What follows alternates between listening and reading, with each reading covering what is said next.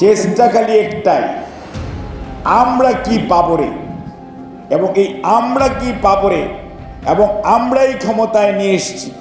জনগণের কাছে দ্রুত ক্ষমতা হস্তান্তরের উপর গুরুত্ব আরোপ করেছেন বিএনপির স্থায়ী কমিটির সদস্য ডক্টর AZM জাহিদ হোসেন।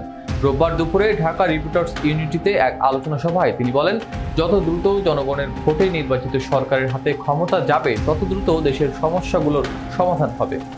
আমরাই দাঁড়িয়েছি, এগুলো করে পতিত স্বৈরাচার ডুবেছে।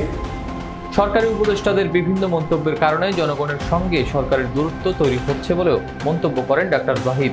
তিনি বলেন, সংস্কার একটি চলমান প্রক্রিয়া। জনগণ শুধু সংস্কার নয়, নির্বাচিত সরকারও চায়। তাই প্রয়োজন বিচার সংস্কার ও নির্বাচনের জন্য একটি সুনির্দিষ্ট রোডম্যাপ। এ সময় তিনি আরও অভিযোগ করেন, দেশে এখনও স্বৈরাচার অস্থিতিশীলতা সৃষ্টির চেষ্টা চালাচ্ছে।